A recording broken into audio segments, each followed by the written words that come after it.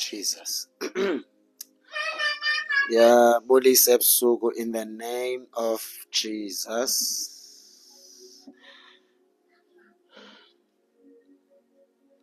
Sesikhona namhlanje. Siyakholwa umoya ingcwele uzosinceda. Wena osawukhona ke ndicela ushare ulive kuyo yonke indawo ongayishare kuyo and invite as many people as you can. Invite as many people as you can in the name of Jesus. I-service yanamhlanje ke izoba short. I'm very tired. I'm tired. Ngoba endlini oba ne-hour sendifikile. Okay, thina esikhona ngicela ke sithandaze sonke. Nawe apha ekhaya uthandaze undithandazele nami. Uthandazele i-service yanamhlanje ngegama likaYesu. Baba wethu ongcwele, Baba wethu onamandla, siyathandaza ebusuku egameni lenkosi uJesu waseNazaretha. Nkulunkulu, zange wangawuva umthandazo, zange wangaphendula. Uyaphendula abaza kuwe bethandaza, bezithoba, bezehlisa. You hear their prayers and uyaphendula. Nkulunkulu onamandla, sikhona Thixo wethu oyingcwele egameni likaJesu waseNazaretha. Umlilo mawuvuthe apha, makugcwale umlilo kamoya ingcwele, umlilo onamandla. Ithi iBhayibhile wathi uSolomon egqibothandaza uNkulunkulu waresponda ngomlilo.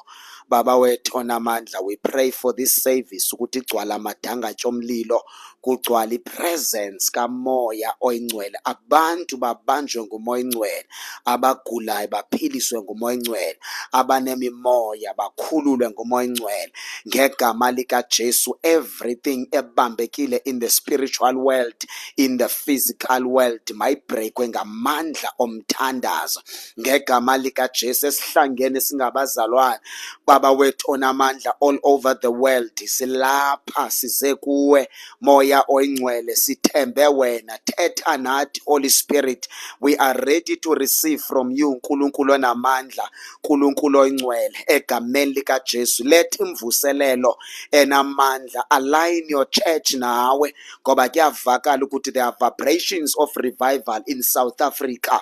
Khona into efuna udubula, ikhona into Baba ezayo eprepare ezulwini for abakholwana aba-aligned with the Holy Spirit. Baba siyathandaza, masiphume kule service gain something evele ekhaya ezulwini, sithole imvuselelo namandla ngegama likaJesu. Ama-dev worshipper, abathakathi, imimoya, Baba ndiyathandaza ngoku siyayidestroya, siyayivala mayingakwazi usebenza in the name of Jesus Christ.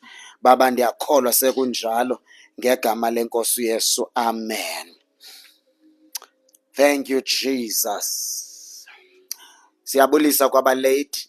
Ngicela ke ushare olive. Wena olate ungekamshare, sibayi 100 but there is only 8 people abashare ulive.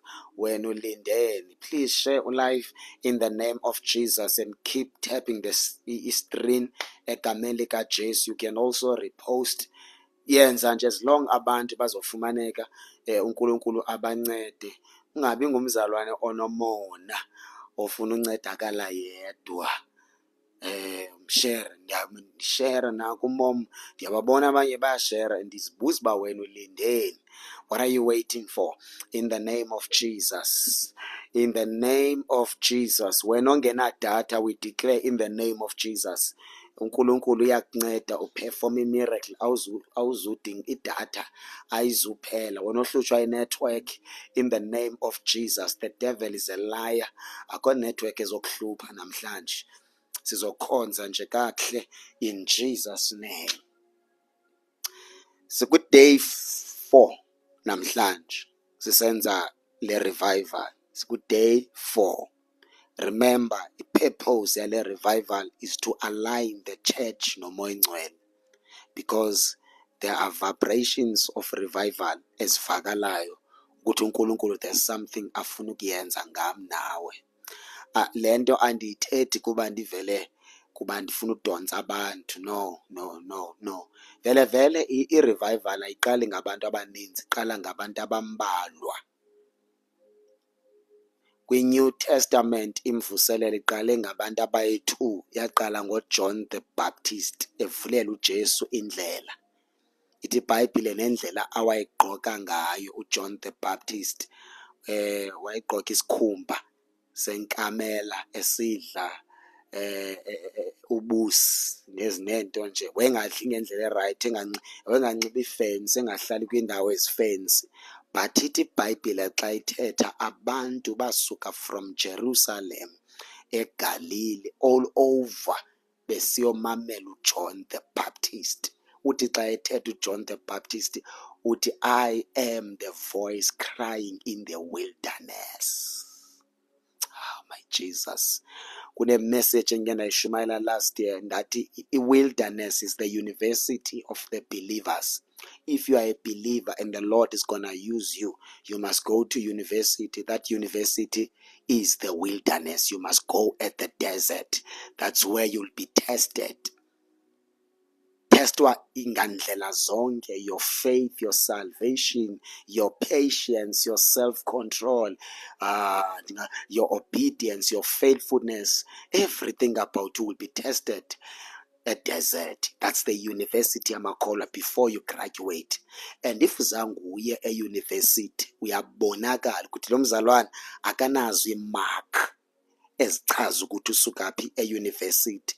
Even nomuntu oshumayelayo ongazanga e-university kamoya oyingcwele uyabonakala imessage yakhe ayibinazo zayibeka kanjani, ayibinazo ezamark ezichaza ukuthi lo muntu usuka ehlane then ugraduateile.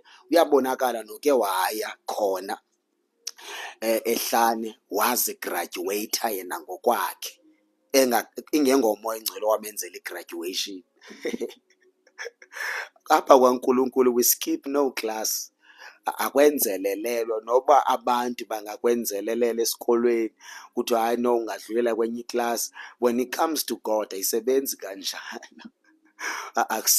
Askipha class apha kwaNkulunkulu apha kwaSimakade. In the name of Jesus sawuphinde sithethe ngala message kakhulu, ngifuna uyiphinda because I know uNkulunkulu uprepare abantu bakhe. Ndiyanicela abantu bakaNkulunkulu niyive le message. Uqala on Wednesday nge-1st kaJuly siqala ungena apha. Zonke eza messages zithathe and align yourself with the Holy Spirit. Ngizoba lapha mos just for uJuly, anithembisi ngo-August, but uJuly ndisho ukuthi nizokhonza nani. So uNkulunkulu ufuna uzokwenza alignment namakholwa because ufuna ubasebenzisa uNkulunkulu.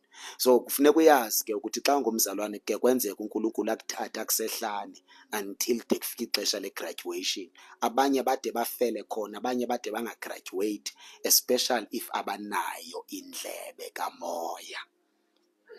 Izolo ukhona sakhumbulayo babesifundisa ngantoni?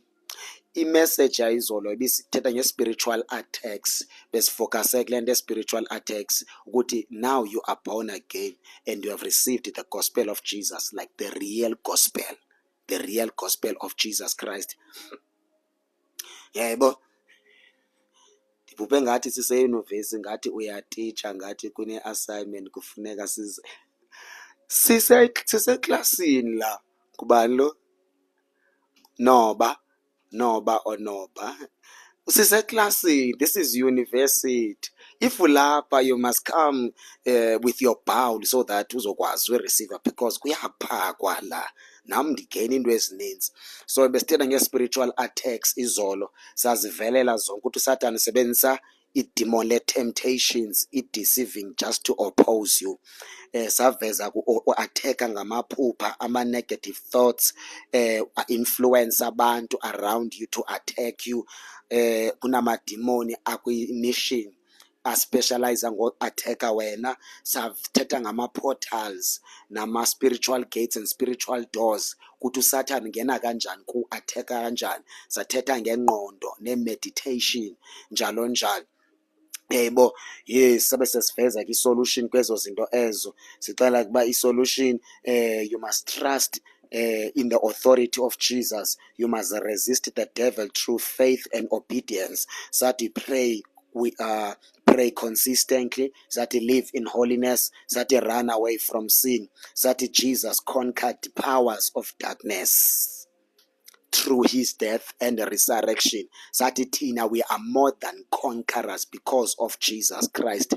It is my prayer ukuthi ezi message awuzireceive nje uve kamnandi just to ba ube nala feeling. My prayer ukuthi uyayireceive le message and do something ngayo. Mna I'm a pastor who believe in results. I believe in results. I'm not even a motivational speaker. Mna I believe i-solution. I believe kwi-results. Indlela enkulunkulu andenze ngayo. Sathetha ke ngama-familiar spirits ukuthi ngama-demon that will study your life before they attack you, akulandele. Sathetha nge-monitoring spirits, ngamademon ahlala ekujongile ekulandela just to hinder and attack you. You understand? So zizinto ebesithetha ngazo izolo ngama-spiritual attacks avelela everything. Namhlanje i-date I think i-5, I'm not sure, kaJuly. I think i-5 kaJuly namhlanje. Ndicela ke i-topic esothetha ngayo namhlanje yi-repentance. Ungasibhala isihloko phansi sithi the power of genuine repentance. The power of genuine repentance. The power of genuine repentance. Ndicela ke ungabaleki kuba ndizothetha nge-repentance. Abantu abaninzi eligama liyabothusa. Umuntu uyothuka xa kuthethwa nge-repentance, omnye oyika qoba Nkosi yam kunezinto ekufuneke ndithe ndarepenta kuzo. So ndicela ungabaleki, uzawuthola i-solution. So sothetha nge-power of repentance namhlanje. Why ndifuna uthetha nge-power of repentance? Ndifuna uthetha kakhulu nabantu abathi andiyiva i-voice kaMoya. I can't hear the voice of the Holy Spirit. Number 2, I can't feel his presence. Namhlanje bendile enkonzweni akhandive lutho. Ndiyivile i-voice kamshumayeli okanye kamfundisi eshumayela epulpit. Ndivile i-voice zabantu beshumayela but andikwazanga ureceive i-voice kaMoya Ngcwele behind the voice of a preacher. You understand? So funa uthetha nabantu abathi ndisindisiwe but noba ndisindisiwe ndiyazidawutha noba ndisindisiwe. Andiva mandla. I can't feel the power of God. I can't feel his presence. Andiva lutho, ndiyafana nangonda ndingasindiswanga. Noba kungenazono endizenzayo ndisithi ndisindisiwe ezibonakalayo, kodwa insindiso yam nam ayindinika isimdla. Andiyithandi nam futhi andi-enjoy le nsindiso endiyiphilayo. And sometimes ndiye ndizibuze imibuzo ethi what's the use yokusindiswa because I can't feel God, andimva i-presence yakhe futhi I can't hear his voice. So what's the use yokuqhubeka ndisindiswa? So maybe unazo nee-questions ezinjalo ezifika engqondweni yakho. Maybe uyamdawutha noNkulunkulu, uyayidawutha nensindiso ngegama lenkosi. Ukhumbule i-purpose yale revival is to align abantu noNkulunkulu. So okay, thank you so much kuban uzixhokhile the power of genuine repentance. So ndifuna uthetha nabo bantu. Nam ndiyayazi lento ndithetha ngayo, ke ndayi-experience batsho ndisindisiwe man, but iyandibhora kwamna kwale nsindiso yam. And sometimes xa ndijonga abantu abathi xa ndijonga umfundisi, yeyi ingathi yena uNkulunkulu uyamthanda more than me. Yena uyabonakala, uyayiva i-presence kaNkulunkulu, uyaweva amandla kaNkulunkulu. Sometimes kuthi sekuthandazwa abanye ubabone bekhala ngathi bayamva lo Moya Ngcwele, bayaweva la mandla kaMoya Ngcwele, bayiva le taste of salvation. Abanye bahambela phezulu but mna I can't feel anything. As a result ndiyapretenda most of the time. I pretend as if ndiyamva uNkulunkulu. I pretend as if ngathi kunamandla endiwevayo noba ndingaweva. So namhlanje ke ndifuna uthetha nabo bantu. I want to speak nabo bantu abo. That's why ndithetha nge-power of genuine repentance. What is a repentance? I-repentance is to return to God, or is to turn back to God. Kukubuyela kuThixo, that is repentance. Kukubuyela kuThixo ngendlela amayamanyani. Okokuqala, ubona ngantoni ukuthi kwenzekile i-repentance? Your heart will change and your life will change. Your heart will change and your life will change. Masihambe ke siye kwi-scripture, 2 Chronicles chapter number 7. We're gonna read from verse number 13 to verse number 16. Namhlanje so focus kwesi scripture and then sithandaze sivale. I won't be long namhlanje, in the name of Jesus. Baba, siyabonga nalizwi lakho linamandla, liyaphila, linguwe futhi liyasebenza. Egameni lenkosi uJesu, fundisa kule ndawo ngalo, shumayela ngalo, vuselela ngalo, rebuke ngalo, philisa ngalo, enza imimangaliso ngalo, in the mighty name of Jesus. Thank you, Lord. Amen. Now, ithi ke isihloko kule ndawo engizofunda kuyo, the Lord's response to Solomon. uNkulunkulu uyaphendula. Verse number 13.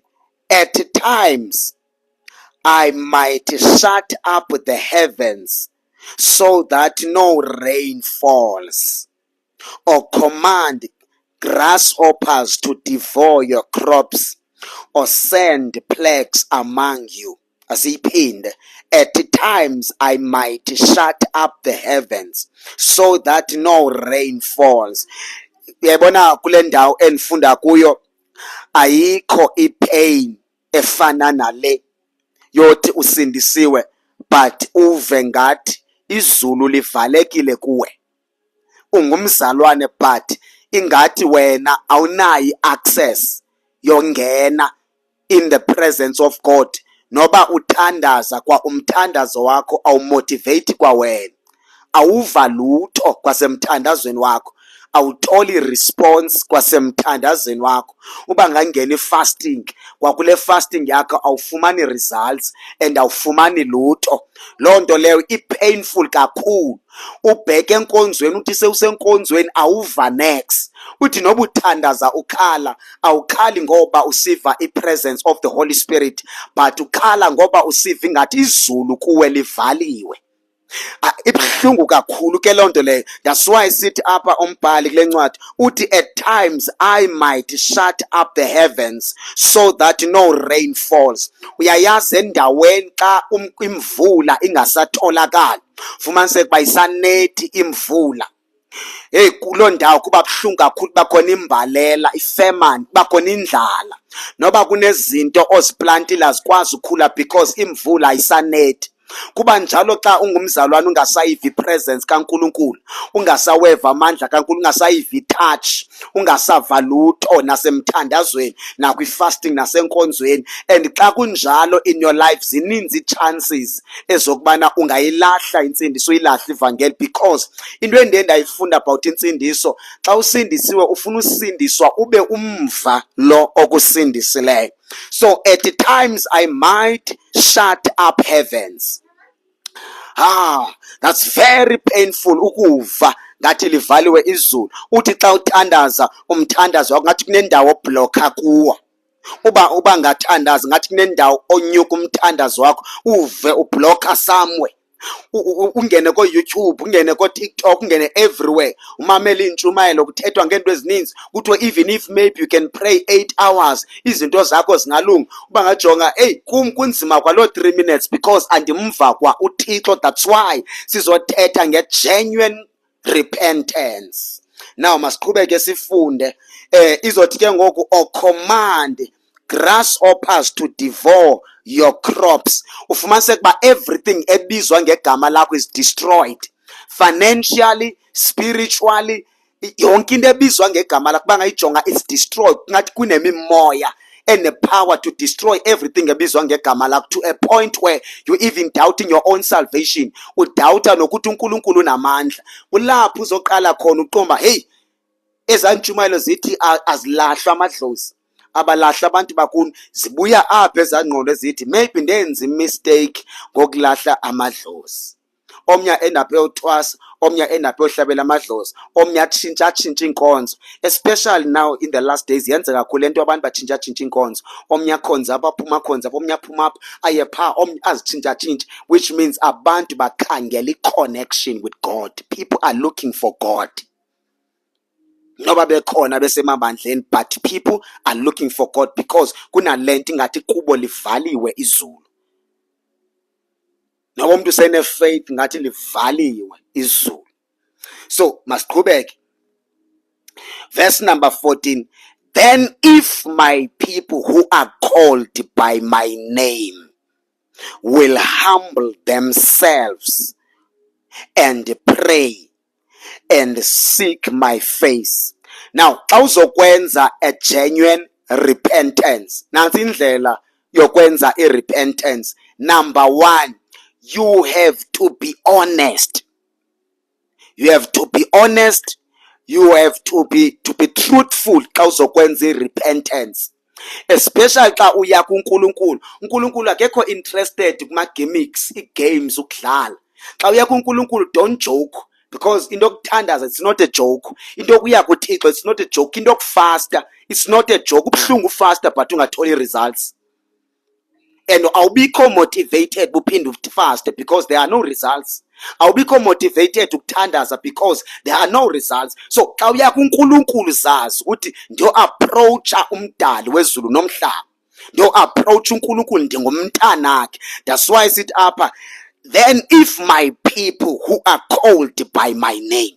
So xa kuya kuye, remember God is the truth, uyinyaniso. Be honest. Uthi Baba, I humble myself before you ndiyehla.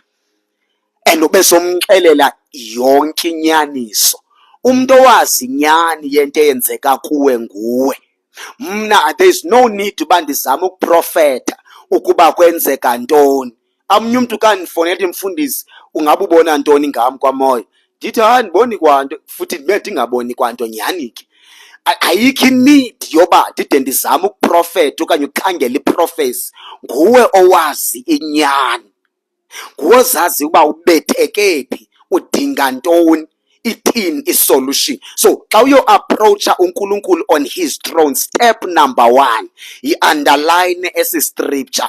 Ndifuna u-advise abazalwane abasindisweyo, if une problem in your life and ufuna ukuphenduka ngendlela e-right, uphinde uve i-connection nezulu, uphinde uve i-voice, uphinde ubone uNkulunkulu eresponda kwinto yonke ebizwa ngegama lakho, le verse ibhale phansi please.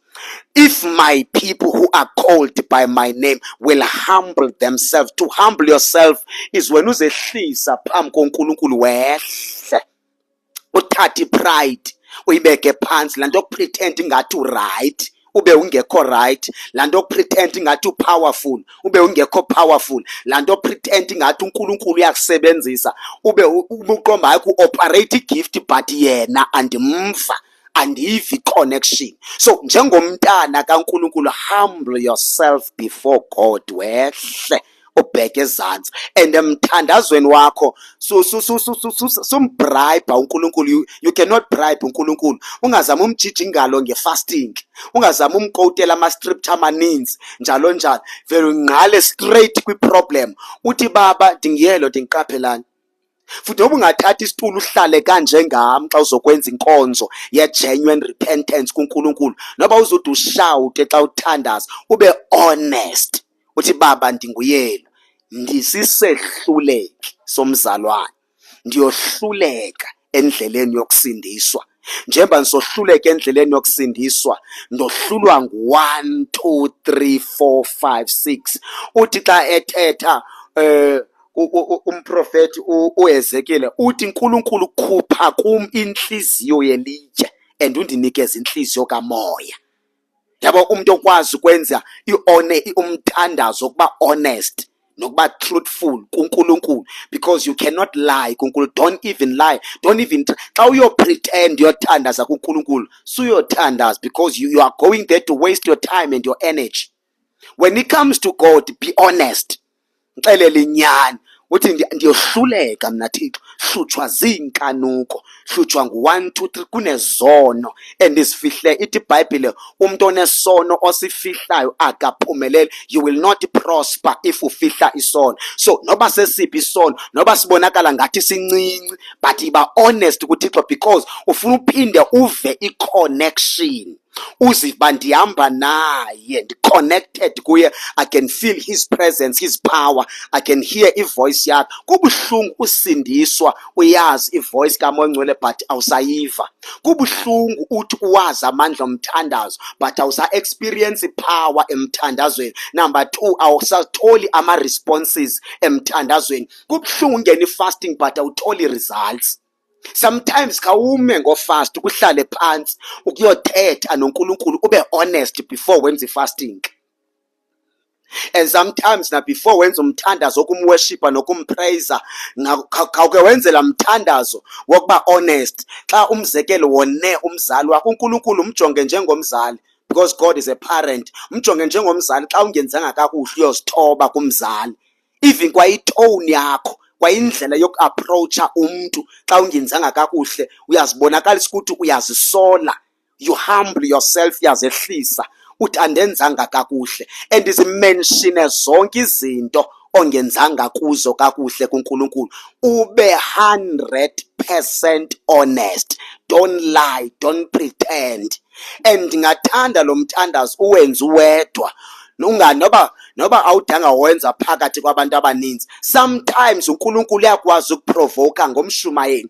Vuma sekubu-attend i-revival okanye u-attend i-service, kuthi xa kushunyelwa kuloo service okanye loo revival, mama loo message le iyakuprovoka futhi ayikucengi because kunendlela uNkulunkulu afuna ukudonsa i-conscious yakho iphinde ivuke so that uzawukwazi ubuyela kuye. Noba uhambile wakhala uphakamisa izandla wacela uxolo kwi-altar, wakhala uyayiva la relief yoba uNkulunkulu bendingasamva, but after this prayer ndiyaziva uba ndikhululekile. After i-prayer of repentance genuine, awukwazi ungaziva ukuthi u-free. Uyaziva ukuthi I am free. Nevoice uyaqala uyayiva ivoice kaMoya Ongcwele, ivoice owayigqibela kudala ukuva ivoice uNkulunkulu ethetha nawe clearly.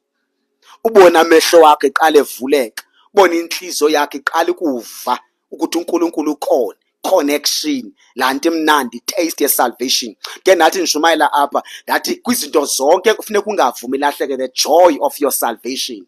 If usindiswe but you don't enjoy salvation, there is something wrong. Because ufuna ureplace ijoy nge-entertainment, uzawukhangela izinto that will entertain your heart. So ijoy akumelanga ithini ilahleke. So after i-repentance yoba honest, uzithobe phambi koNkulunkulu, uthandaze ube honest, uyiziva uba I am free. Uthi ke lo mbhali, then if my people, abantu bam ababizwa ngelam igama. If my people, la if which means kufuneka uzivolontiye wena. Akumelanga uphushwe ngusivungu. I cannot repent on your behalf. Wena ngokwakho funeka uthathe i-step sokuzenzela i-repentance because uzenzela i-favor, uzenzela i-grace. If my people are called by my name, uyabona kaka ku-reject uNkulunkulu, usakubiza ngoba ungowakhe, usakubamba. Yabo, usakubanga uNkulunkulu. If my people are called by my name, will humble themselves and pray. Thandaza. Number 2, and seek my face. After repentance, uye wathandaza wazihlambulula. Mandingene kule ndawo nasenye into ebalulekileyo xa uthandaza u-honest kuNkulunkulu futhi urepenta. When you repent, your heart must change, your ways must change. Zonke ama-wicked ways, izinto ubukade uzenza ezi-wicked uMoya Ongcwele engazifuni esithi zirongo, wa-end up uzenza. When you say you repent, like genuine repentance, which means awukwazi uphinde uhambe ngaloo ndlela, uyatshintsha completely, utshintsha indlela yokuphila. Uqala uphila njengomuntu owesaba uNkulunkulu. Phila awenzi na kanjani, awukhulumi noba kanjani, awuhlali noba kuphi, awudli noba yini, because udependa kwi-voice kaMoya Ongcwele, because kune-connection oyivayo between you and God ongafuni ukuthi ilahleke. And then ke xa urepenta ube sowulandela nantoni nenhlambululo, sin confession, confessing your sins to God. Sometimes ke ndithi xa ndithandaza mna ndithi Baba ndiza kuwe, ndiyazazi ndisinsini, kodwa khawukundixolele nezono endazenza ndingekasindiswa, khawukundixolele nezono endizenze sendisindisiwe, khawundixolele nezono endizenze ngondingumfundisi, nezono ezinganakekile ukuthi zizono. Maybe engqondweni yami ndiyithatha light, ukudelela nokuba careless kwezinye izinto. Please Lord, forgive me. Open my eyes ndizibone ukuthi ndenza wrong phi na, because ndifuna ukwenza right, ndifuna uphila right, ndifuna uyiphatha kakuhle intsindiso, andifuni uyilose i-connection between me and God. Ayikho into endifuna iphazamisa, andifuni usabe ndikowuta ama-promises but andimva yena. Kubuhlungu usindiswa but awunayo i-experience. You can't experience lo muntu otheni, yebo, you can't experience lo muntu othi uyamkhonza. Kubuhlungu ukhonza uThixo but there's nothing ongakwazi ukuyibalisa. You don't experience him, you don't experience his presence. Izinto ongasibalisela ngazo without ukubalisa ngotata uBhenku, without ukubalisa ngotata uSithole, without ukubalisa ngomfundisi ngomama ubani usister bani, without ukubalisa ngoPaul, ngoPeter, ngoMoses. But when izinto ezo-experiencewa nguwe, into ozoyiva ugibela iteksi ufake i-earphones usebhasini usemsebenzini, laa nto ezawukwenza usimali, i-taste yes-salvation. I-most yethu singamakholwa in the last days asisayiva i-taste yes-salvation. Laa nto imnandi, laa nto imnandi bengathi udla iswiti, laa nto uva ndiva kamnandi, ndiva i-taste of i-salvation, kumnandi entliziyweni yam, ndiva kamnandi. Omnye umuntu uthi ngondandiqala usindiswa ndandiyiva loo feeling, but along the way andisakwazi uyiva loo nto. Ilahleke xa bekutheni. Go and introspect yourself. Thetha nomoya ongcwele, umoya ongcwele scan me because I want to feel your presence. I want to feel your presence. And uyamvuthini uMoses, uthi uMoses, asihambi apha Thixo without your presence. We are not leaving this place. We are not leaving this mountain. Yes, you gave us many promises. Lo muntu utsho ese-desert, baya kwilizwe, baya to the promised land, bazothola everything abayifunayo. But check i-approach yakhe kuNkulunkulu. Uthi without your presence, we are not living here. I know sisehlane, I know siyatshala ilanga, I know ebusuku kuyabanda kule ndawo, I know kunenyoka zasehlane, I know kuneentaka zasehlane, but Lord, we are not living here without your presence. Ngumuntu oyaziyo i-taste of salvation. Because xa ungayizwa i-taste of salvation, ukhangela i-entertainment. That's why ebandleni kugcwele kakhulu i-entertainment, because people cannot feel the presence of God. Ndiye ndizibuza umbuzo othi, why xa ingoJune July kuthiwa zinkonzo zabantu abatsha, why abantu abatsha bebonwa ngathi fama badonswa ngokugida, ngokugida enkonzweni, like ingathi eyona nto engadonsa abantu abatsha ukuze basindiswe okanye babone ukuthi kumnandi enkonzweni into yoba kugidwa iservice okanye isikhathi esithi neevidiyo ezitrendayo ziividiyo akugidwayo kuphela, but ayikho into ongayithola that can impact your life nge-salvation kwizinto ze-spirituality.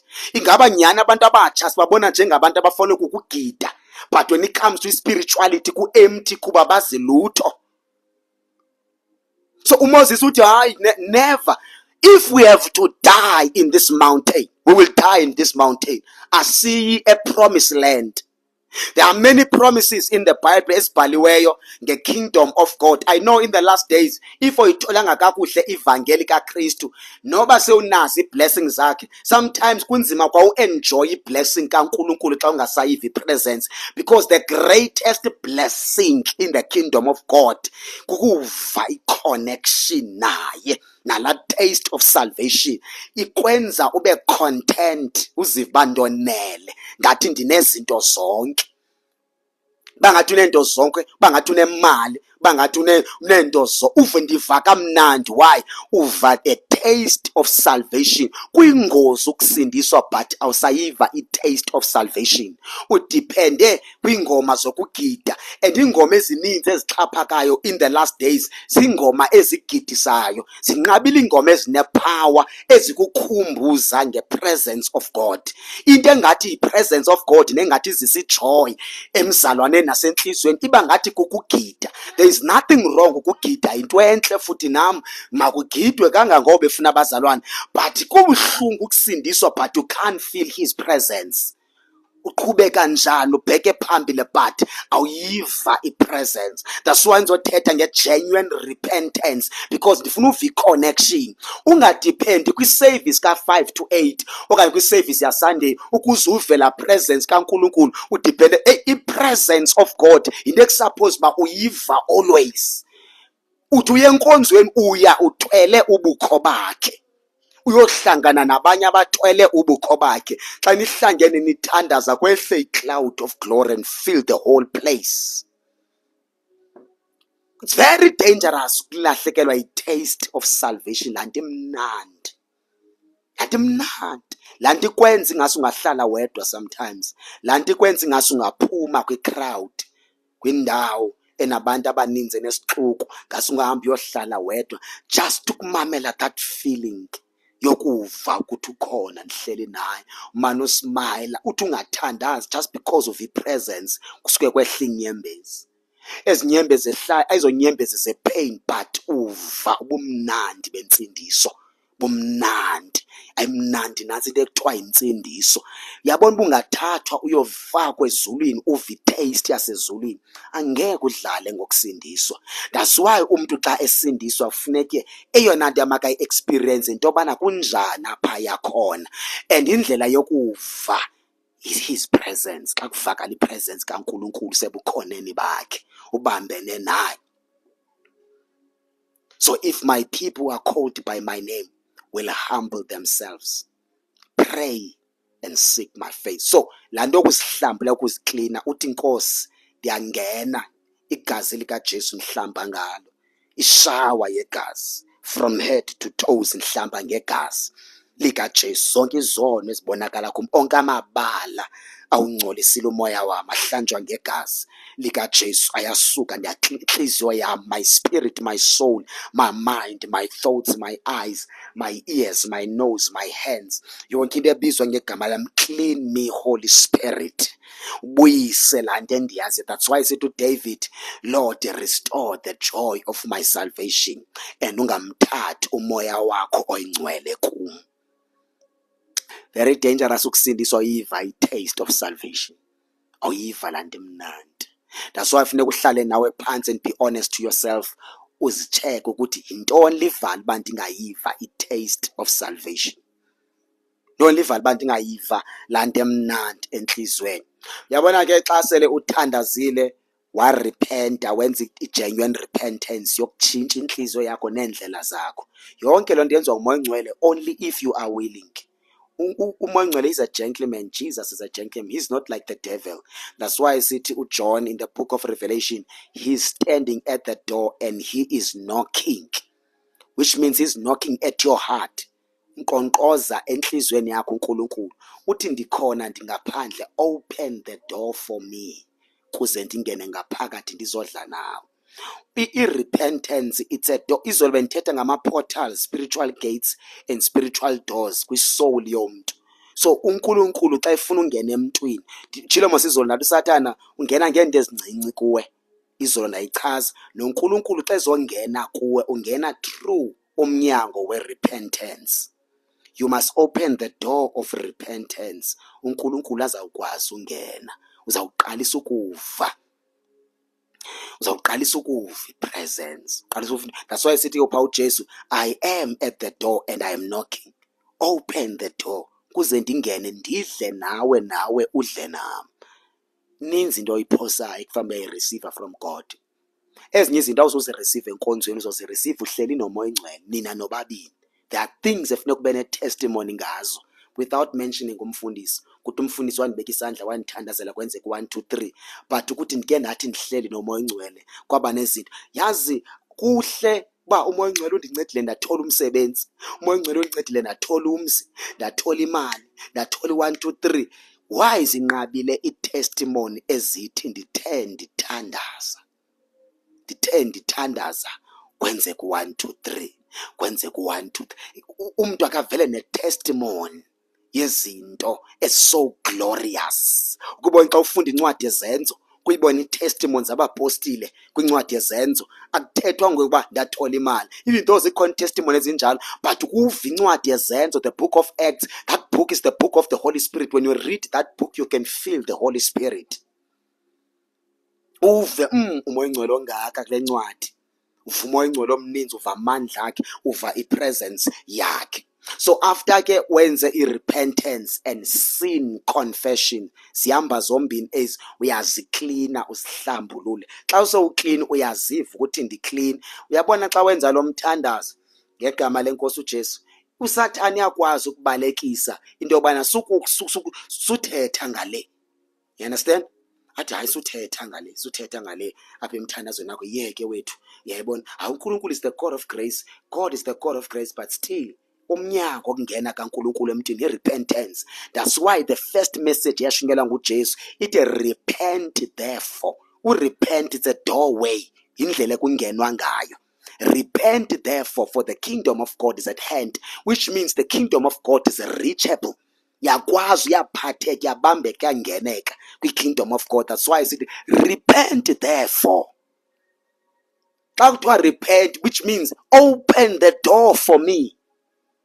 Because mna ngegospel yam, ngegrace ndiwuvulile umnyango for wena, but wena vulela mna umnyango ndingene. Lo mnyango yintoni? I-repentance, confessing your sins. Ma wenza njalo uyavuleka, uyangena uJesu. Xa ingena uJesu udla nawe, nawe udle naye. Yava kuqale kudla yena. Xa isithi mna ndidle nawe, nawe ubuye udle nami. In other words, uqala kutransforma, kwenza kugqibe and prepare ube yi-container yokuthwala i-blessings zakhe, yokuthwala i-assignment yakhe, yokuthwala izinto zakhe, because uqale wadla nawe. Xa kufika isikhathi sokuthi kudle wena, ubone uthwaliswa izinto zikaNkulunkulu. So izothi ke xa idlula apha, pray and seek my face. Seek my face. What is to seek the face of God? It means your sins now are forgiven. You are clean, you are holy. Uyaziva that right noNkulunkulu. Now you start to seek his face. You say, Lord, ndiyawazi amandla akho, ndiyawazi umlilo, ndiyazi healing, ndiyazazi miracles, but ndifuna lo muntu owenza miracles. Ndifuna lo muntu onikeza abantu amandla.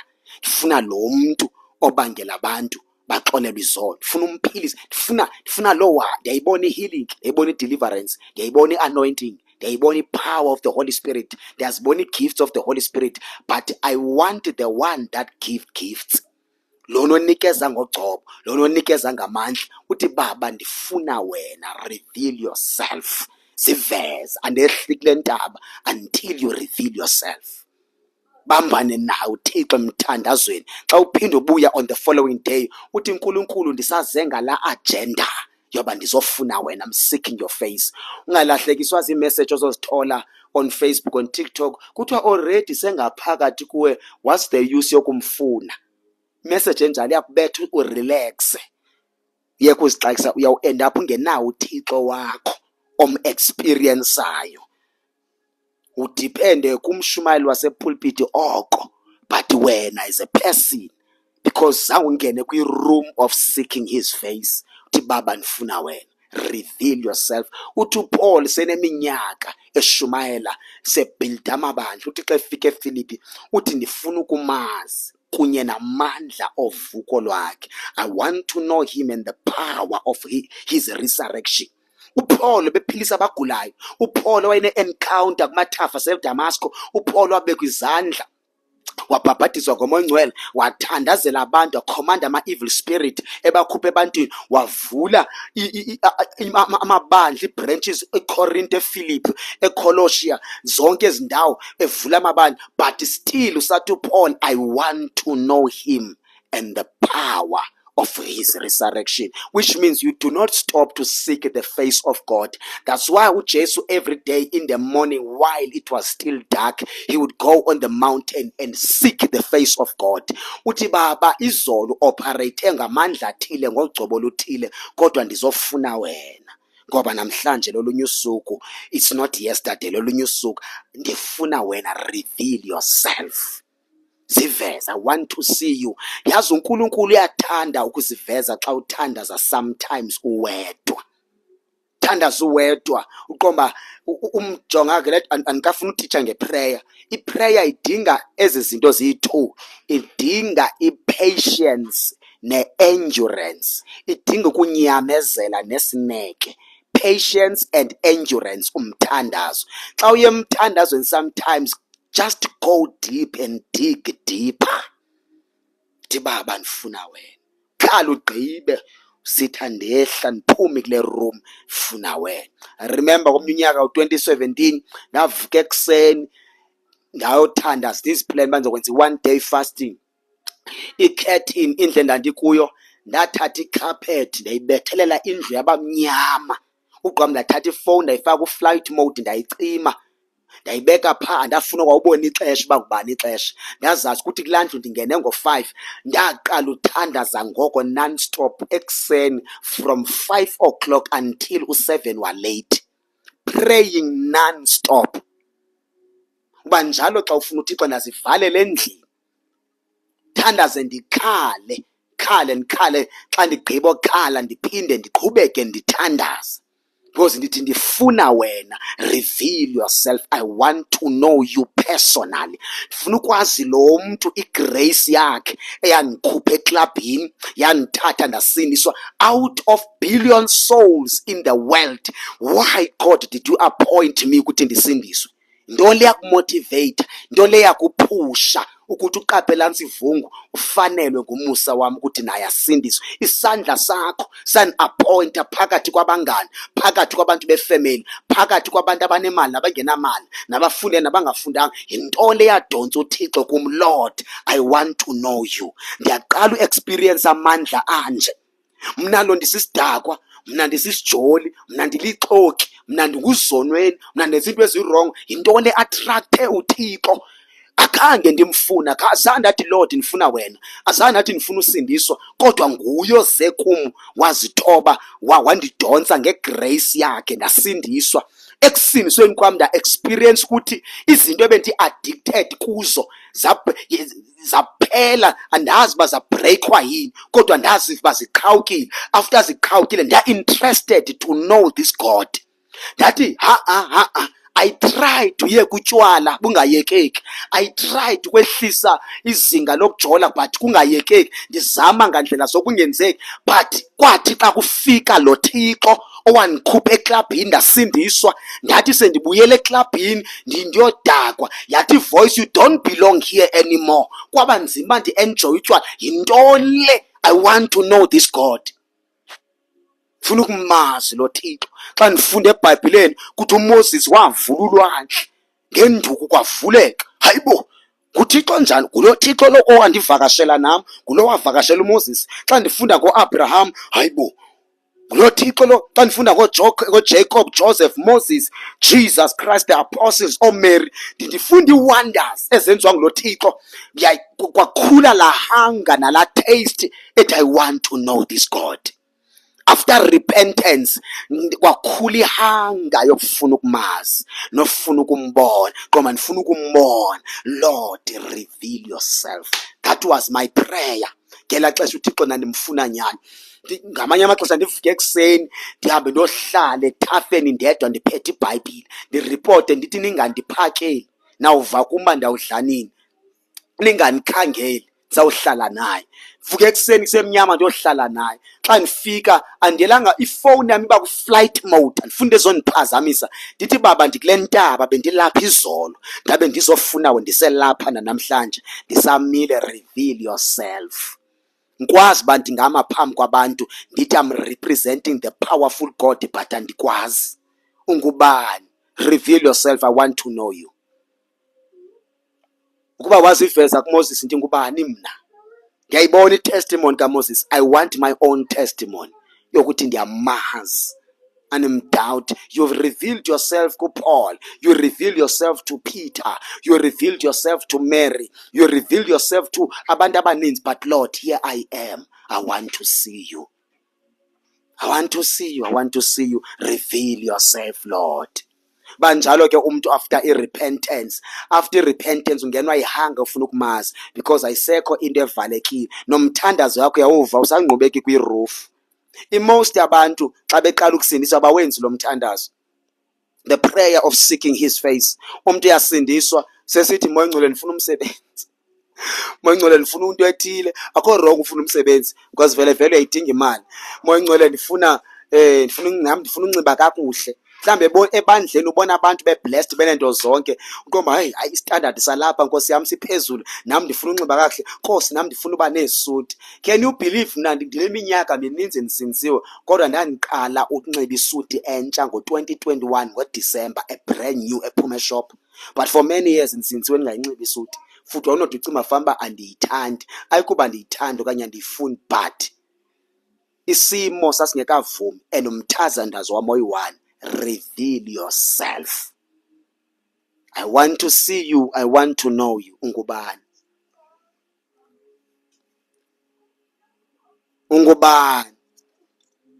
Yothi mayiqhubeka umbhali ethetha phaya, I will hear from heaven.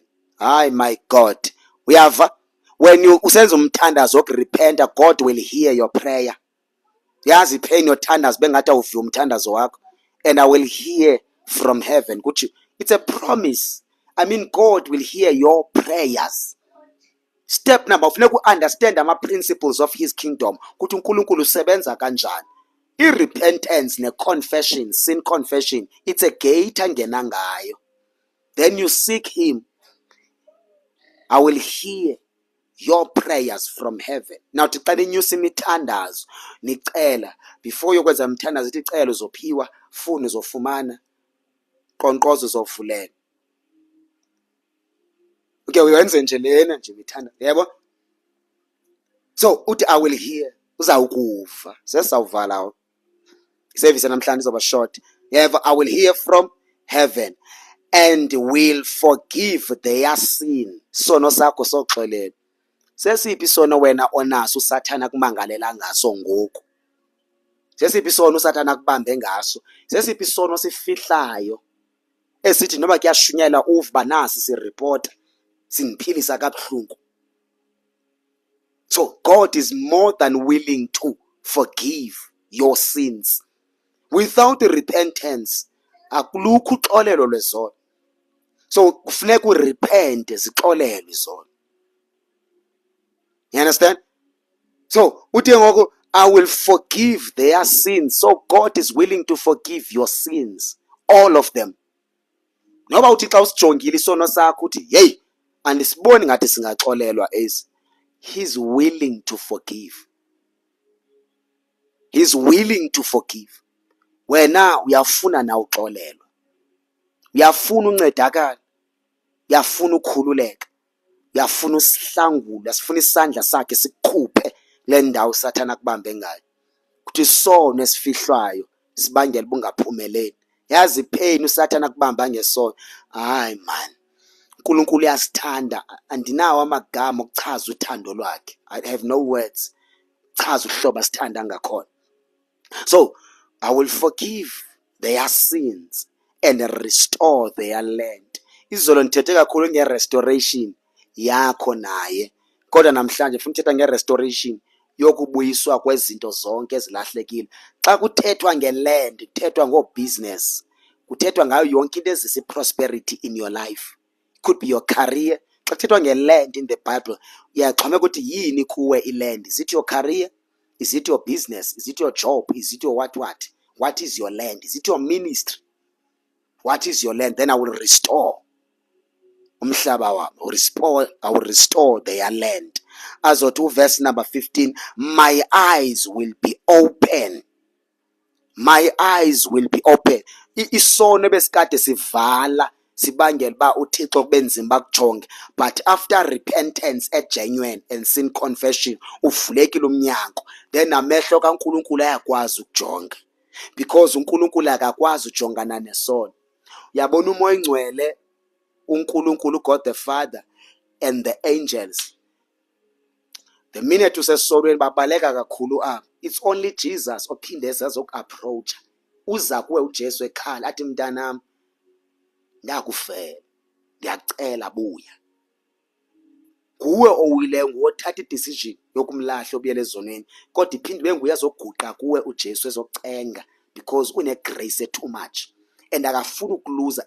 Iprice eyabhatalwa nguJesu esiphambanweni, it's very high. Ivalue yomntu, bazalwane, you can combine i-silver, i-gold, i-platinum, i-bronze and the diamond and all the monies in the world. You can combine them all. Ayikho into engakwazi u-afford umphefumulo womuntu oyi-one. I-price yomntu, it is the blood of Jesus Christ. What is the blood of Jesus? The blood of Jesus is Jesus Christ himself. Who is Jesus Christ? Jesus Christ is the word of God. He is God. So i-price yomntu nguThixo. I-value yomntu leyo. Yebo? I-value yomntu. That is a value yomntu leyo. Yabona i-value yakho? I-silver, i-gold, i-platinum, i-diamond, menshina zonke izinto ezine-value, azikwazi um-afforda umntu. I-value yomntu nguThixo, uJesu walenga esiphambanweni. That's why uJesu athi noba umuntu sewila kamncane uphinda ayomcenga, athi please come back, buyela kwi-covenant, buyela kum, mna ndiyayazi i-future, wena uyazi i-future, buyela kum azokucenga uNkulunkulu. So unjalo, my eyes will be opened, amehlo akho uNkulunkulu will be opened phezu kwakho. Ngamanye amagama uThixo uyokujonga, ayikho into ezamphazamisa. Neengelosi, iingelosi ziyasesaba isono, but they will come and surround you and protect you. Zidanisa yintoni i-repentance? Because i-repentance ngumnyango, it's a gate, it's a portal. My eyes will be open and my ears attentive to every prayer made in this place. I mean, look at these promises. My ears will be attentive to every prayer made in this place. Uyabona xa aligned with God, when you are right with God, umthandazo wakho uNkulunkulu responda speedily. Uke sometimes ungamjongi ngezinto ezimaterial. Uyayazi ba sometimes nami ndake ndahlelwa yinto engekho right, ungenwa yipride yokumazi ukuthi uThixo wena uyakuphendula. Yenye into izinto ayikeyandisokolisa leyo, fumanise ukuba uNkulunkulu kumbe uyathetha futhi uyaresponda man, futhi into endive ndiyithethe in seconds yenzeke, futhi uyambula uNkulunkulu. And uyambula izinto ezinkulu. Ndangenwa yipride yokumazi ukuthi kum uyaphendula futhi uphendula ngespeed. Andaziqaphela ukuthi ndenza isono sokungenwa yipride until umoya ingcwele wanivula amehlo ndabona ukuthi ndingenwa yipride, and into endenze zingasenzeki until ndazama ukulungisa indlela yami naye. Yabona neendlela zokuathekwa nguSathane azifani and azilingani. Wena ucima fama usera futhi awubona into ithile but ungenwa yipride yoba ndiyamazi mnyakhawuleza undiphendula. Yabona seyipride kwaleyo. Wanyanzeleka ukuba wehle uthi Lord, I humble myself, ngixolele bendingazi kodwa ndifundile kule ndawo. Sizovala ngoku. So these are the promises. Yazibona i-benefits ze-repentance. After repentile waconfessa everything, kubuya almost everything. And ukuthi almost everything yabuya, idonswa ngamandla repentance. uNkulunkulu akamzondi umuntu, umthanda ngendlela esisimanga. Uthanda osindisiweyo, uthanda nongasindiswanga, ngoba nalo ongasindiswanga ufuna aphinda abuye asindiswe. uNkulunkulu is not for aba abasindiswayo kuphela, even nabo bangasindiswanga uyabafuna, because bakwi-vision kaNkulunkulu ukuthi angabonke bangasindiswa, because ndathatha inhliziyo yami nguJesu ndoyibethela esiphambanweni ukuze basindiswe bonke. So uNkulunkulu wabhatala, he paid the price for everyone. nalo osetshwaleni, nalo oyiprostitute, nalo osejele, nalo ndingababala bonke baba, nalo othakathayo. Ukwiplan kaThixo basindiswe. Akakhethanga balala mntu, Indians, whites, blacks, it does not matter. uNkulunkulu ufuna nalo wawayo, nalo wakudisappointa, uNkulunkulu ufuna basindiswe. Zangathi I'm paying the price for usivungu nobani. No, he paid the price for everyone. Kuthi angabonke bangasindiswa after besindisiwe bafike kulazela iqiniso. So zizi promises zakhe as uzothi xa siyivala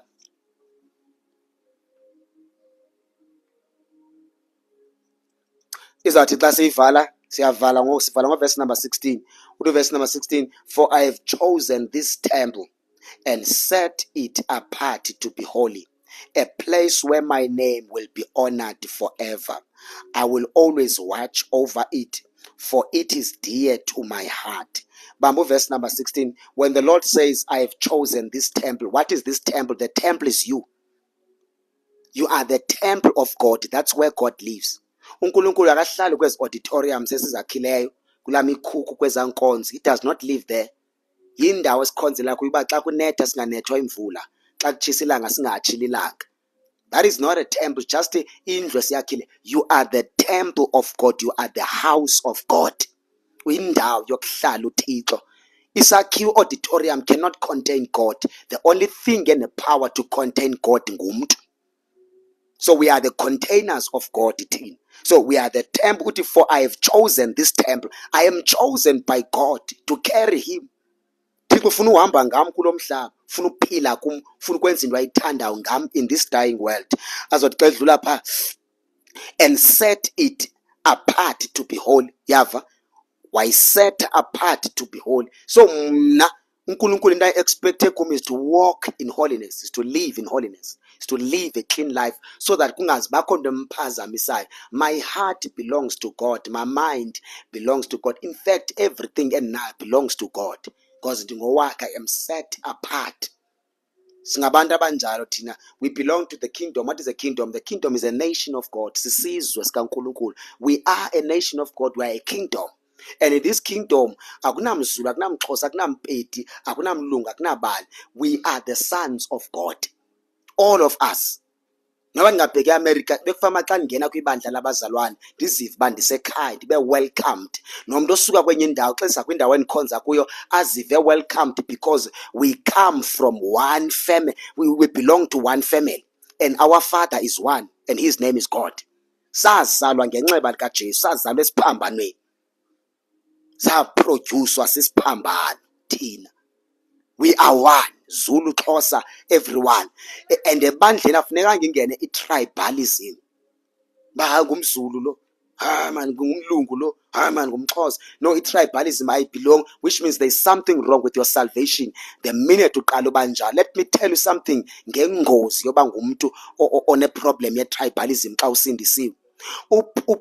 uNkulunkulu before Paul wayeneplan yokusebenzisa uPeter as a chief apostle, efuna uyofikela kuma-Gentiles, iintlanga, abantu abanjengathi abangezo-Jews, abantu abangabhilongi kwa-Israel. Kodwa uPeter, because ingqondo yakhe icorruptwe kakhulu ngoba ungumJuda, ungowakwa-Israel, so it was very hard for Peter ukuthi ashumayele kubantu abazintlanga. That's why wathi wanikezwa ivision, I think it's chapter number 10. Yes, chapter number 10. Wanikezwa ivision yelaphu elinazo zonke izilwane. Yathi voice, Peter hlaba udle. Wathi ngeke uNkulunkulu likwazi ukuyenza lento. So his mind was religious, ingqondo yakhe religious. So isalvation babeyibona ingathi is for the Jews only. Kanti abazi ukuthi sisikhathi segrace. Nathi thina abantu besikhonza izithixo, umnyango wegrace uvulekile for everyone. Wabona uNkulunkulu bana aba bantu bane problem when it comes to ministry yokushumayeza iJews, but abantu abazinhlanga bafuna ubabamba ngendlela ethile until uNkulunkulu avusa uPaul. Jonga noPaul ngexesha avuswa uthi uAnanias, hey le ndoda uNkulunkulu ize apha to arrest abazalwane and to persecute them. Uthi uNkulunkulu this guy is going to be my instrument that I'm going to use to the Gentiles. So uPaul unikezwe iministry yokuwina abantu abafana nathi. So xa kufikwa ke ngokwi kingdom of God, akuthiwa this one is a Jew, And kuba umuntu oyiJew esindiswe ungcono kunami akusekho njalo, sisikhathi segrace. Igrace is for all. Nalolala esitratweni umbona ngathi sozasindiswa, uyokothuka mhla wasindiswa uNkulunkulu wazenzela umuntu wakhe, wamolda, wamcleana, wamnika into zakhe amsebenzisa. Kunabantu namhlanje abashumayela, abanye babe ngama-28 behlala ejele prison, abanye babe si-prostitute namhlanje bazi-prophets. So igrace xa ifikile ifika ikhulula umuntu. So you are the temple of God. uNkulunkulu will wipe away your sins, akuhlamba kwenza isidalwa esitsha ube mtsha. Xa ukuChrist you are a new creation, set apart, a place where my name will be honored forever. Igama lakhe liphathwa nguwe. Let me tell you something. Xa usindisiwe and then you disappoint uNkulunkulu, umzekelo njengoba ndinguSifungo ndijole, yabo ndijole, after ndijolile yintoni ezokwenzeka? Abantu abandazi ndisindisiwe, abanye bendazi nokumshumayela bazothi hayibo, naye uyajola esindisiwe, naye engumfundisi uyajola. Bazothi abantu andisoze ndisindise. Kutsho ukuthi lento kaJesu into engekhoyo. Uyabona uma igama lakhe kuhlazeka uJesu endaweni akuhlazeka, bathi abantu lento kaJesu ayikho. So xa kunezono ezithile zenza ude ubonwe nangabantu ude waziwe, abantu abaninzi bayaphoxeka, abasiboni isizathu sokusindiswa. So that's why uthi ke ngoku igama lakhe uNkulunkulu will place his name where it will be honored forever. That's why xa uphethe igama likaNkulunkulu you have to respect lo mzimba. Noba kuthiwa uyathanda ujola, ngeke uenjoy ukulala nomfana okanye ukulala nentombazana xa uphethe isalvation yamanyani. Xa uthole the real gospel ngeke uyi-enjoy. Uyawuthi umfana esakubambe okanye intombi sakubambeleni nisakhisana, athi umoya ongcwele, what are you doing?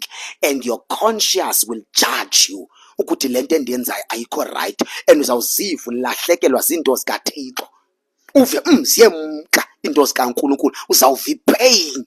Uyawuthi noba umuntu akasindiswanga ufumaniseke uba yena uye wayi-enjoya esono, noba wawukade usi-enjoya before, kodwa after uthole isalvation yamanyani, uthole igospel, kuba nzima ukusi-enjoy isono. Noba ungahambi uyosela utywala awuzubu-enjoy, noba ungatry to fit in kubantu bezwe, you will not fit in because you don't belong to that kingdom.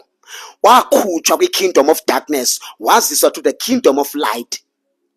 Ningabantu abasindiswa by the grace of God. You are a holy nation, you are a kingdom of God, a kingdom of kings and priests. Khawucinge umuntu one-kingship anointing ne-priesthood ahambe ezo zinto awuthathe ayozithi thahla endaweni. Izulu lithembe wena njenge-priest, njenge-king, ukuhlangula abasendaweni yobumnyama njengoba nawe wakhululwa. So igrace awukwazi uhlala ngayo xa uyithola. Uyadlala umuntu oyaziyo manyani isalvation othi uyasi-enjoy isono, uyadlala. Asi-enjoyeki isono uba ngasizama, and into zakho zivele kubhethe everything. Ngoba ezinye into zingalunga into yasenyameni because Satan kayenze loo nto uba xa uwile kufike kulunge izinto bezikade zingalungi, uthole umsebenzi, ube nemali, ube neento ezithile. Qomba hamba ndathi ndakuyeka usindisa, ke ndizibone i-testimony ezinjalo. After ndayeka usindisa into zami zatsho zalunga. Vele uyamazi uThixo. Do you know God? Wam-experience. Because once wam-experience ukhulu, you lose interest kwinto zezwe. Ucheck i-relationship yakho na i-connection. Ndisamva na, usakhuluma nam, usanirebuka xa ndirongo. Yazi ipain noba uThixo athula athi cwaka, noba sowusona sowusenza izinto ezirong wangcwala akasathethi. Uyayazi leyo pain xa uyazi ivoice yakhe. Bajonga wayeka nondikhuza, noba sendibreak i-fasting ndiyingene ndiyibreak akasandikhuza, uthula uthe cwaka. Noba sendifletha namantombazana uthula uNkulunkulu, he does not rebuke me uthula. Bengathi ndingumuntu olahliwe. Ude uzibuze sometimes why umoya ongcwele engasathethi, why engasathi Sifungo urongo.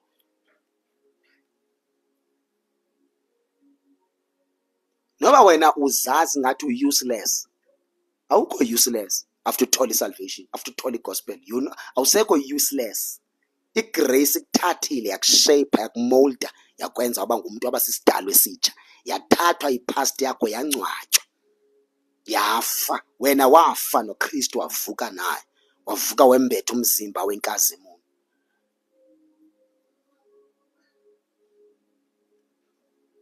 So honor uNkulunkulu ngokugcina kahle lo mzimba. Phathe kahle lo mzimba, uzithande man. Awuve ndimthanda umzalwane ozithandayo. Uzithande, uzirespect.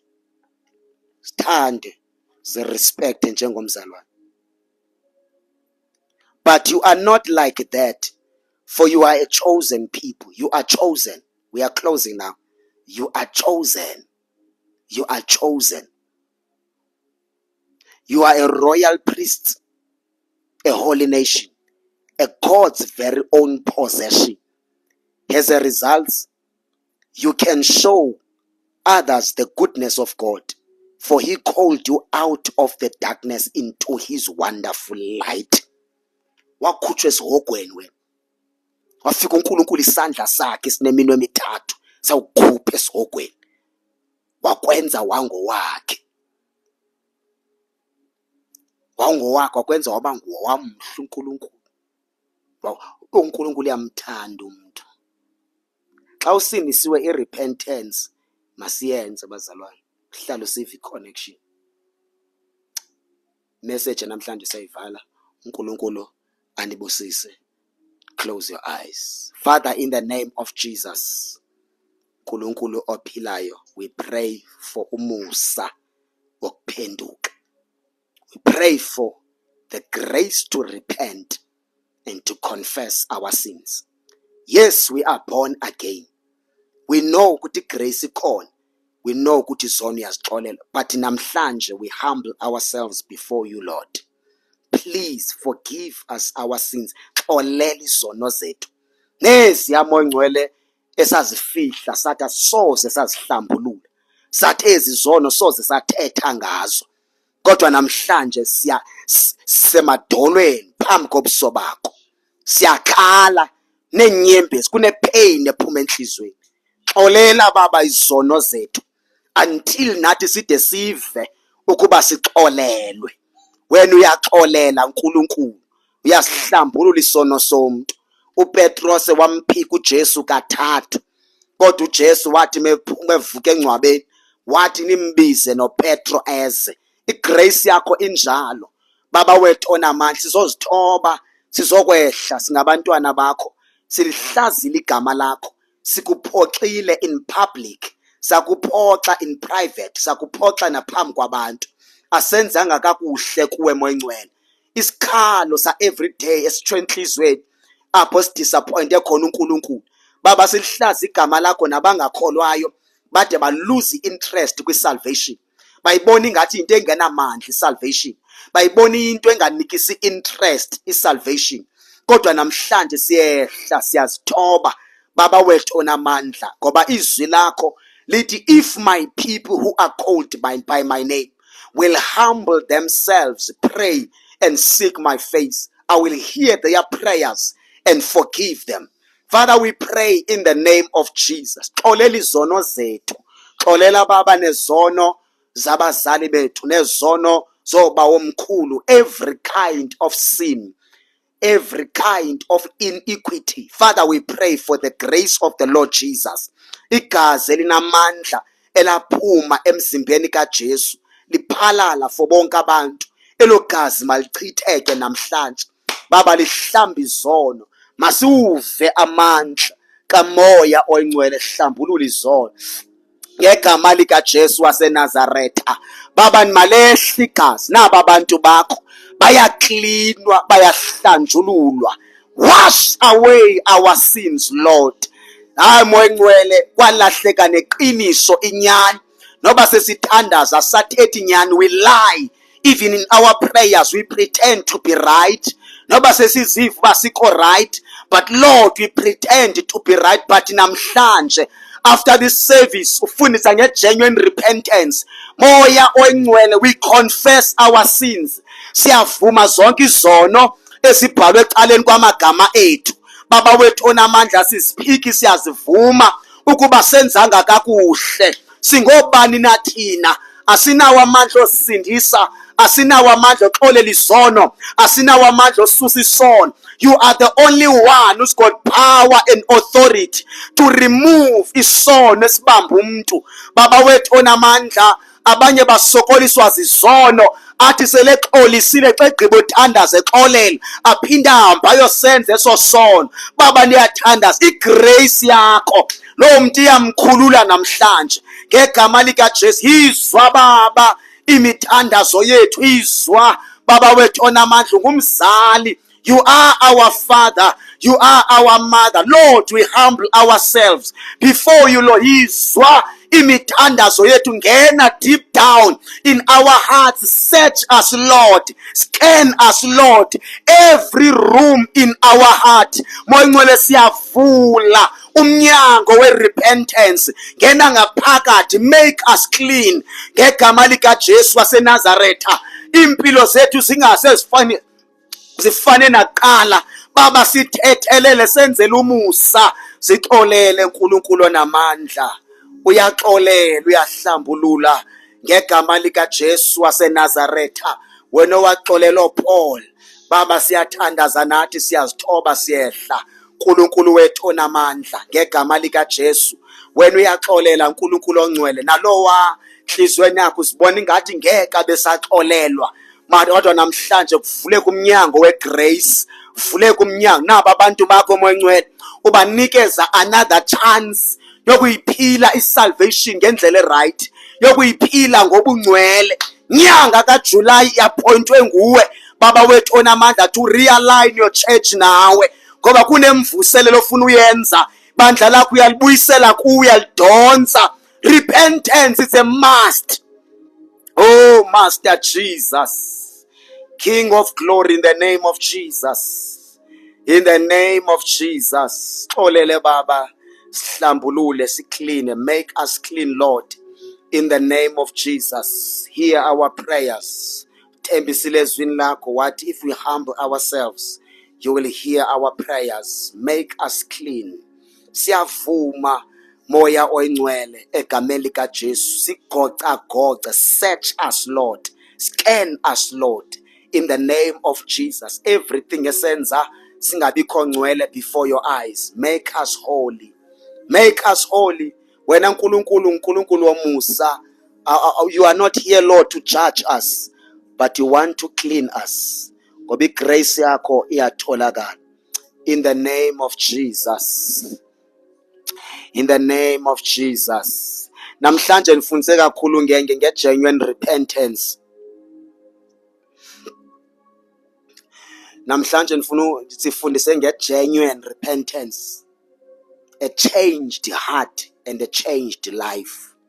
And God is giving you a clean heart. As base nithandazile, ndifuna kube nomthandazo endifuna siwenze sonke. I want us, all of us, to make this prayer. All of us, including myself, nje sibe honest before God.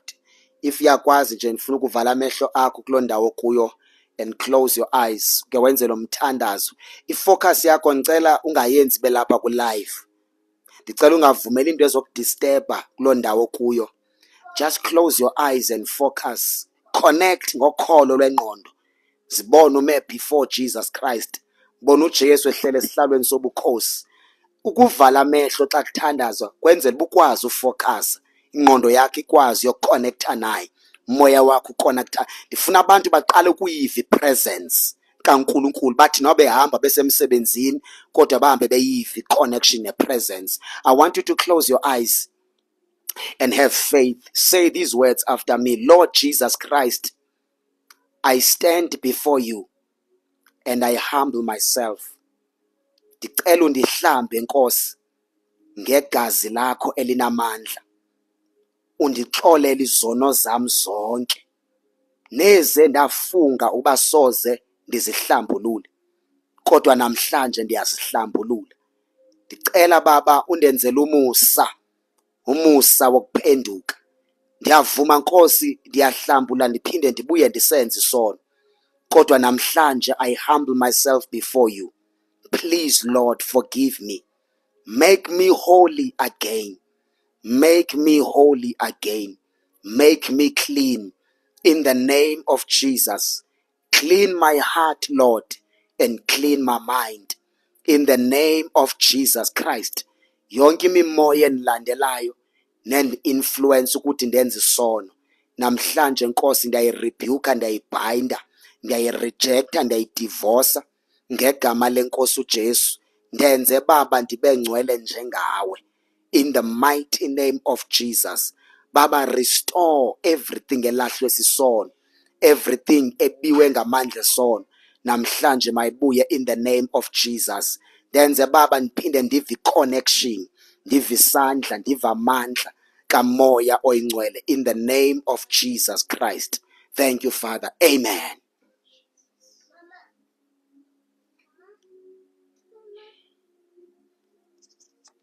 Thank you, Jesus. Ungayivala ke iBhayibhile yakho, sigqibile ukhonza namhlanje.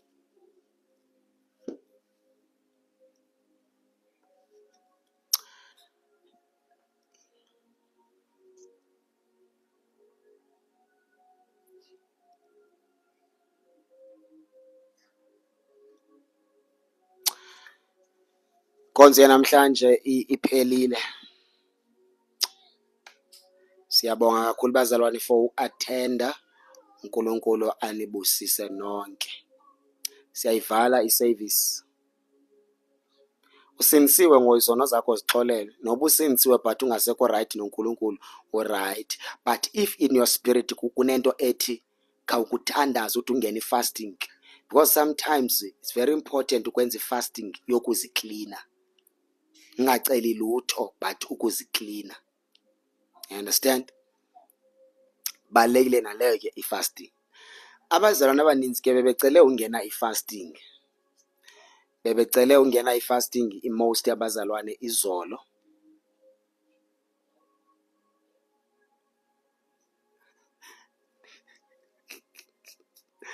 Hlekiswa lo shumayelayo apha. Ihlekiswa lo mshumayelo shumayela apha. Okay, ngicela sibambele singaluzi focus. Benisithi ngane disturb le lento. Ngoba bezothetha ngefasting ne. Benifuna ukuthi abantu abaninzi bebecele ifasting apha ne. Mna ndinga-advise ke bazalwane bami ukuthi nyani if ni serious nafuna ungena ifasting cela ubone izandla. Because angisathanda abantu bafastisa nje. If you are serious and ufuna ungena ifasting cela ubone isandla.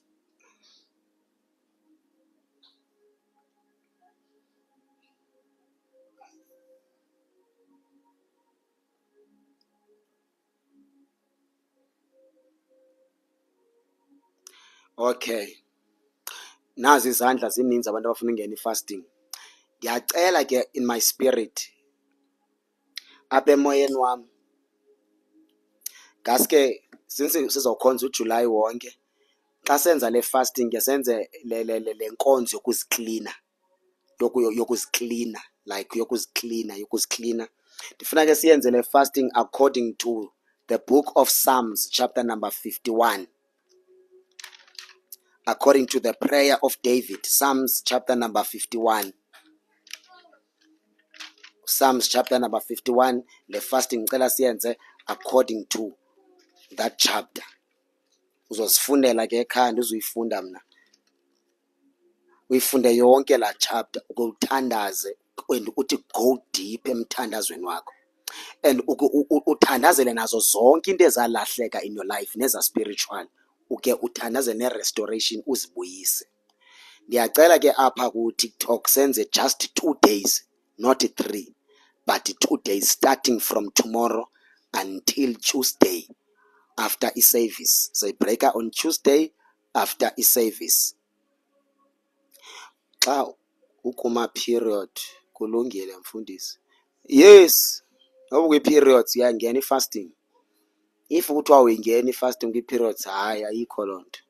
Usathane uzokufumana i-chance. No food, no water, no drinks, nothing. Noba kwi-period ingena i-fasting kusukela ngomso izawuba yi-2 days, no water, nothing. We only do dry fasting in this platform. Egameni likaJesu. Ngomso ke singena ngo-8 only Sunday apho sizongena ngo-7. It's only nge-weekend apho singena khona ngo-7. Dry fasting.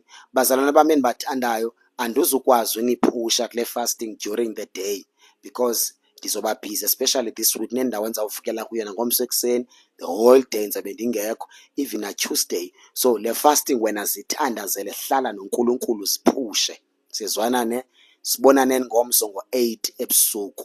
uNkulunkulu akubusise. Incwadi is the book of Psalms, incwadi yamahubo, chapter number 51. Onkomnye uthi ndine-diabetics. Jonga ke wena ogulayo, khawuthandazele i-healing. Khawuthandazele i-healing, ukufast imini yonke, uyobreaka ngo-3 wena ogulayo. Uyobreaka ngo-3, saphinde sikuchazele ngomso ukuthi uzobreaka ngabani isikhathi. Ndiyakucela ungayibreaki i-fasting, uthandaze, ube honest and uyigcine as a secret, ungaxeleli mntu. I-fasting it's a secret. Sizayibreaka Tuesday, sizawufasta imini yonke ngomso nobusuku bayo. Asuzudla, silale, siye emsebenzini singadlanga, siphinde sibuye emsebenzini on Tuesday, sizonkonzweni, sizokhonza ngo-8, then siphume ngo-8 sibreak i-fasting.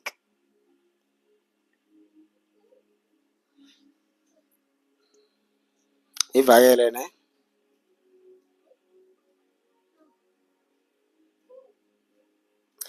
Okay, i-scripture again Psalms chapter 51 sifasta ngayo, besifundisa namhlanje kwi-2 Chronicles chapter number 7 from verse 13 to verse number 16. Ambo-subscribe on YouTube so that uzokwazi uthola i-message. Amanzi awaselwa abazalwane ngumuntu osindiswe xa ifastile. You don't drink water, you don't eat fruit and veg. We don't do Daniel fasting, we don't do any tonton fasting, we only do dry fasting. Dry fasting means no water, nothing. No water, nothing. Cela uthandaze, ube nokholo, idinga ifaith ukuthi for 2 days I'm not going to eat. Khawube nolo kholo nje. Sebo? That's why benisithi aba be-medication khawube ne-faith and pray for healing. Uthandaze the whole day tomorrow and read scriptures. Uyibreak i-fasting yakho ngo-3. Ngo-12 ebusuku, once washaya u-12 ebusuku namhlanje awusadli, iqalile i-fasting. Asinayo i-fasting ka-6 to 6. Xa umuntu esithi, ngicela umuntu onondiphendula, xa kusithiwa 6 to 6 i-fasting, what does it mean? It means uyatya ngo-5 kanye ngo-4 pa ekuseni, then from 6 ke awutyi, the whole day awuzutya. If wenza kanjalo bazalwane, which means awusubungafastanga because utyile. Usuku luphela ngo-12, luqale ngo-12, and awuyidli i-chappies, sisi wami, don't worry. They understand ukuthi nomlomo uyobe ungabikho right xa ukwi-fasting. Umoya Ongcwele, don't worry, uzokusiza. Ya uyaxupha, abakwelo cala uyaxupha. Ya, khona enye into, umuntu o-pregnant, ukuba u-pregnant, ngicela uthetha ngomuntu o-pregnant ne-fasting. Ndicela uthetha nomuntu o-pregnant. Umuntu o-pregnant personally andithandi uba ayenze i-fasting, especially xa iphaa kwezaa nyanga zokuqala like 1 month, 2, 3, 4, 5. Personally andiye ndingathandi bayenze i-fasting. At least ngoba 5 months to 6 months ungaqalisa ukwenza u-half day, which means uthandaze the whole day until ngo-12, then ubreak i-fasting yakho. Nomoya Ongcwele ukhona to guide xa u-pregnant. But xa useneenyanga eziphantsi, hayi, ndiyacela mna i-fasting ungayenzi ngegama lenkosi uJesu, amen. Mna ndazeyi-1 i-fasting bazalwane, le ndithethe ngayo. Andisoze abantu ndibafundise enye i-fasting endingayazi futhi engazange ndayenza oko ndasindiswa. Abantu ndibafundisa le endiyazi i-fasting. Senza ke 2 days, uMonday and Tuesday, so breaker late. Can I go to gym while I'm fasting? Ndicela manela xesha lasejimini uke ulisebenzise for uthandaza, like ukufellowship nomoya Ongcwele, like uke ube yava ndithi mna I was seeking God, sithi uNkulunkulu ndifuna wena, ndambonisa uNkulunkulu uba how serious I am, and he responded. So even nam ndasindiswa ngumuntu owayejima, But when it comes to fasting nezinye izinto ne-prayers, ndandisenza sure that I give God my full attention and time.